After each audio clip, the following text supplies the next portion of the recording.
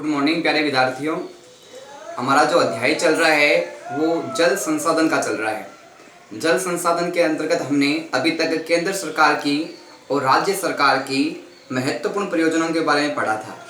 अब जो राजस्थान सरकार की जो अन्य परियोजनाएं हैं उन परियोजनाओं का अध्ययन करेंगे। इसके साथ ही आप जो परियोजनाएं आपको पढ़ा दी गई है उनका अच्छी तरीके से अध्ययन करें और उनको लिख के याद करें, ताकि आपकी जो तैयारी है वो अच्छी तरीके से होती रहे। और जैसे जैसे आपका अध्ययन आपके जो चैप्टर आगे बढ़ते जाएंगे आप अच्छे तरीके से तैयारी करते रहेंगे। आगे का जो हमारा अब राजस्थान सरकार के द्वारा जो योजनाएं चलाई जा रही है उसकी अन्य जो प्रमुख योजनाएं उनके बारे में पढ़ेंगे। अब हमारी जो परियोजना है वो है जाखम परियोजना। कौन सी परियोजना? जाखम परियोजना। अब ये जाखम परियोजना है, ये राजस्थान में कौन सी नदी से इसका संबंध है? तो ध्यान रखना कि जाखम परियोजना का जाखम नदी से प्रमुख संबंध है। बात आती है कि जाखम परियोजना है ये राजस्थान में कहाँ से निकलती है? जाखम नदी है ये राजस्थान में कहाँ से निकलती है? तो ध्यान रखना प्रतापगढ़ जिले की छोटी सादड़ी की पहाड़ियों से इसका विस्तार होता है। किसका? जाखम परियोजना का। अब आती है कि ये जाखम परियोजना है ये कहाँ बनाई गई है, कौन से जिले में बनाई गई है? तो ध्यान रखना कि जाखम नदी है वो अनूपपुरा के निकट जाखम बांध पर, यानी अनूपपुरा के निकट जो जाखम स्थान है प्रतापगढ़ में, वहां इसको जाखम बांध है वो बनाया गया है। तो ये भी ध्यान रखना कि जाखम नदी पर बनाई गई है और प्रतापगढ़ जिले से संबंध इस जाखम परियोजना का है। बात आती है कि ये परियोजना है वो प्रतापगढ़ के कितने दूर के क्षेत्र से संबंधित है? तो ध्यान रखना कि ये 13 किलोमीटर दूर जो नांगरिया गांव है वहां पे पिकअप नहर के माध्यम से इसका जाखम बांध का निर्माण किया गया है। कहां से? 13 किलोमीटर दूर है ये प्रतापगढ़ से, और नांगरिया नामक गांव है वहां पे पिकअप नहर का निर्माण किया गया है। अब बात आती है पिकअप नहर होती क्या है? तो ध्यान रखना पिकअप नहर का मतलब होता है कि नहर के माध्यम से जो बांध वगैरह बनाए गए हैं उन बांध के पानी को नहर के माध्यम से एक स्थान से दूसरे स्थान पे पहुंचाया जाए, और वहां के लिए जो सिंचाई से संबंधित व्यवस्था है, पेयजल के रूप में जो व्यवस्था है, उसको और अच्छी तरीके से सुचारू रूप से संचालन उसका किया जा सके। तो ध्यान रखना जाखम बांध का जो संबंध है प्रमुख रूप से प्रतापगढ़ जिले से है। बात आती है अब आगे कि इसमें कौन कौन से जिले हैं राजस्थान के जो जाखम परियोजना से जिनको लाभ प्राप्त होता है? तो प्रमुख रूप से जो जिले हैं वो है चित्तौड़गढ़, उदयपुर और प्रतापगढ़। इन 3 जिलों को जाखम परियोजना के तहत लाभ प्राप्त होता है। कौन कौन से जिले? चित्तौड़गढ़, उदयपुर और प्रतापगढ़। इन 3 जिलों को जाखम परियोजना के तहत जल प्राप्त होता है, सिंचाई के रूप में, पेयजल के रूप में, अन्य उद्योग धंधों के रूप में। अब आती है राजस्थान की अन्य परियोजना की बात। अन्य परियोजना है सोम अंबा कमला परियोजना। सोम अंबा कमला जो परियोजना है वो कहाँ पे है, कौन से क्षेत्र से जुड़ी हुई है, कौन से इसके लाभ है, उसके बारे में चर्चा करेंगे। सबसे पहले बात आती है कि सोम अंबा कमला परियोजना है ये कौन से नदी संबंध रखती है? तो ध्यान रखना ये सोम नदी से संबंध रखती है। कौन सी नदी से? सोम नदी से। अब बात आती है कि कौन से गांव में इसको बनाया गया है, परियोजना को कौन से गांव में इसका निर्माण किया गया? ध्यान रखना कि कमला अंबा गांव है वहां पे गांव में बांध बनाया गया है। किस परियोजना के तहत? सोम अंबा कमला परियोजना के तहत। अब आती है कि इससे सिंचाई है वो कौन कौन से क्षेत्रों में होती है प्रमुख रूप से? तो ध्यान रखना जो बांगड़ क्षेत्र है उसके जो जिले आते हैं उनको सिंचाई के लिए जल पहुंचाया जाता है, जल उपलब्ध करवाया जाता है। कौन से क्षेत्र में? बांगड़ क्षेत्र में। बांगड़ क्षेत्र में सिंचाई के रूप में जल पहुंचाया जाता है। अब आती है कि प्रमुख रूप से कौन से जिले हैं जिनको इस परियोजना के तहत सोम अंबा कमला परियोजना के तहत लाभ प्राप्त होता है? तो ध्यान रखना प्रमुख रूप से डूंगरपुर और जो उदयपुर है उन 2 जिलों को प्रमुख रूप से जल है वो प्राप्त होता है। और कौन कौन से जिलों को है उनमें कौन से गांव हैं उनको ध्यान रखना कि जल प्राप्त होता है। ध्यान रखना डूंगरपुर के आसपुर को पानी अधिक प्राप्त होता है, जबकि जो उदयपुर है उसकी सलुम्बर स्थान है वहां पे सिंचाई के लिए जल उपलब्ध करवाया जाता है। अब आगे की जो राजस्थान की अन्य परियोजना है वो है मेजा बांध की। मेजा बांध है वो कहाँ निर्माण किया गया है और कौन से क्षेत्र को इससे बेनिफिट मिलता है, लाभ मिलता है, इसके बारे में अध्ययन करेंगे। तो मेजा बांध है वो मांडल कस्बे के पास से कोठारी नदी पर निर्माण किया गया है। जो मेजा बांध है उसका कहाँ निर्माण किया गया है? मांडल कस्बे के पास कोठारी नदी पर उसका निर्माण किया गया। बात आती है कि मांडल जो कस्बा है वो है कहाँ पे? तो ध्यान रखना, मांडल कस्बा भीलवाड़ा में है। कहाँ पे है? भीलवाड़े में। और बात आई मेजा बांध है वो कौन सी नदी पर इसका निर्माण किया गया है? तो ध्यान रखना, कोठारी नदी पर इस मेजा बांध का निर्माण किया गया है। मेजा बांध का संबंध कौन से जिले से है? भीलवाड़ा जिले से है। बात आती है कि इस लाभ किस रूप में प्राप्त होते हैं? तो जो जल की विस्तार है, जल की अधिकता है, उसके कारण क्या है कि वहाँ के स्थानीय स्तर पे मत्स्य पालन किया जाता है। मत्स्य पालन यानी मछली पालन किया जाता है। और मछली पालन का वहाँ क्या है, आसपास के क्षेत्रों का प्रमुख व्यवसाय है।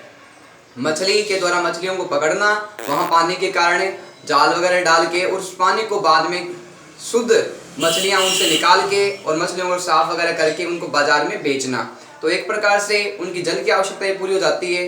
दूसरी क्या है कि मत्स्य पालन के द्वारा उनका व्यापार भी आगे बढ़ता जा रहा है। बात आती है नहर प्रणाली का विकास। जो मेजा बांध है उसके तहत नहर प्रणालियां भी निकाली गई है। नहर प्रणालियां बांध से निकाली जाती है और ऐसे क्षेत्रों में नहरों को छोड़ा जाता है पानी को जहां पानी की आवश्यकता होती है। तो इस प्रकार से मेजा जो बांध है उसका प्रमुख रूप से जो संबंध है वो भीलवाड़ा से है।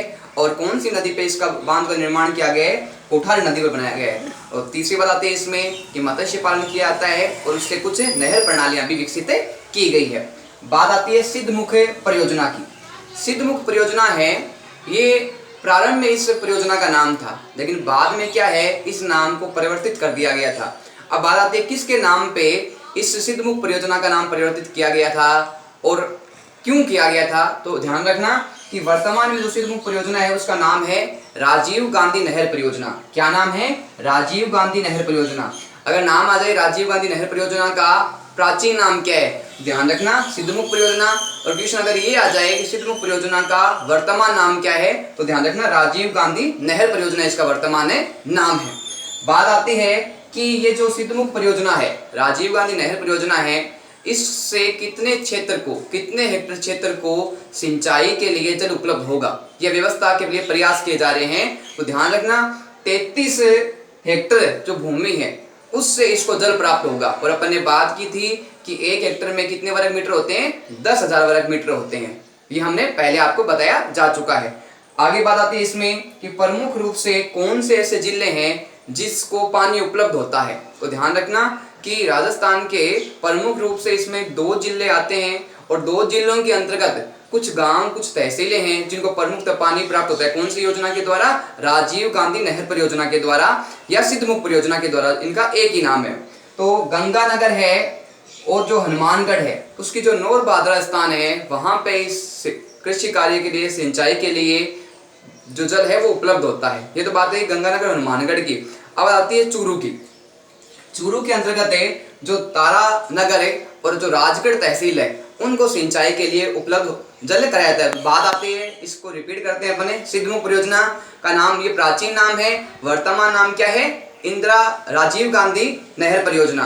बात आती है इसका उद्देश्य क्या था कि जो 33 हेक्टेयर भूमि है उसको क्या है कि उचित समय पे सही मात्रा में जल उपलब्ध हो जाए सिंचाई के लिए। बात आती है कि कौन से राजस्थान के जिलों को इसके तहत जल उपलब्ध होगा। तो ध्यान रखना गंगानगर और हनुमानगढ़ के नौरबादरा स्थान को और चूरू के राजगढ़ और तारानगर जो क्षेत्र है उनको इस परियोजना के तहत जल उपलब्ध करवाया जाएगा। आगे की जो अपनी राजस्थान की परियोजना आती है वो आती है जवाई बांध की। कौन से बांध की? जवाई बांध की। अब बात आती है कि जवाई बांध ये कहाँ पे है, कौन से क्षेत्र में बनाया गया है और किन के संगम पे इनका बांध बना हुआ है। तो ध्यान रखना कि जो जवाई बांध है वो जवाई नदी पर ये बांध बनाया गया है। जवाई बांध है वो कौन सी नदी पर बनाया गया है? जवाई नदी पर इस बांध का निर्माण किया गया है। अब बात आती है कि ये जवाई बांध है, ये जवाई नदी के अंतर्गत कौन से जिले में राजस्थान के बनाया गया है? तो जो पाली का जो स्थान है एरिनपुरा, वहां पे क्या है? जवाई बांध का निर्माण किया गया है। तो इसमें 2 बातें प्रमुख स्पष्ट हो गई कि जवाई बांध है वो कौन सी नदी पर है, बनाया गया है? जवाई नदी पर। और राजस्थान के कौन से जिले में जवाई बांध का निर्माण किया गया है? एरिनपुरा स्थान है पाली का, वहां पे जवाई बांध का निर्माण किया गया है। अब बात आती है कि जवाई नदी है इसका विस्तार है वो राजस्थान के कौन कौन से जिलों में है, कौन कौन से जिलों से होकर ये गुजरती है, कौन सा इसका बहाव क्षेत्र है, कौन सा इसका विस्तार है। तो प्रमुख रूप से कुछ जिले हैं जो इस विस्तार के अंतर्गत आते हैं। प्रमुख रूप से जो जिले आते हैं पाली, जालोर और बाड़मेर। जवाई नदी का जो विस्तार है राजस्थान में प्रमुखतः 3 जिलों के अंतर्गत होता है। कौन कौन से जिले हैं? पाली, जालोर और बाड़मेर। बात आती है इसके तहत जो नहरें निकाली गई है वो किस प्रकार निकाली गई है। ध्यान रखना कि नहरें निकाली गई है उससे जल उपलब्ध होता है और कितने किलोमीटर क्षेत्र तक इसका विस्तार है, कितनी लंबी नहरें निकाली गई है जिससे आसपास के क्षेत्रों को पानी उपलब्ध होता है। तो ध्यान रखना इस नहर प्रणाली की जो कुल लंबाई की बात करें, कुछ किलोमीटर की बात करें, जो कुछ किलोमीटर है इसमें 176 किलोमीटर इसकी लंबाई है, 176 किलोमीटर है इसका विस्तार है, जिससे एक से अधिक जो जिले हैं राजस्थान के उनको जल उपलब्ध होता है। उनके बहुत सारे गांवों को इससे विशेष फायदा जल के रूप में मिलता है। बात आती है सिंचाई। प्रमुख रूप से इस जवाई बांध के तहत जो नहरें निकाली गई है और इसका विस्तार है उसके तहत कौन कौन से प्रमुख जिले हैं जिनको सिंचाई के लिए पानी उपलब्ध होता है। तो ध्यान रखना जालोर और जो पाली है उनको प्रमुखतः सिंचाई के लिए जल उपलब्ध होता है। इस प्रकार जवाई बांध है वो जवाई नदी पे बनाया गया है। दूसरी बात आती है कि जो जवाई बांध है ये कौन से जिले में बनाया गया है राजस्थान के, तो एरनपुरा नामक स्थान पे पाली में बनाया गया है। बात आती है इससे जो नहरें निकाली गई उनकी जो कितने किलोमीटर उनकी लंबाई है, तो ध्यान रखना 176 किलोमीटर इसकी दूरी है। बात ये आती है कि कौन कौन से जिलों को जवाई बांध के तहत लाभ मिलता है, तो पाली और जालोर को इस परियोजना में सिंचाई के रूप में लाभ मिलता है। अब आती है अपनी आगे की परियोजना की पांचना बांध।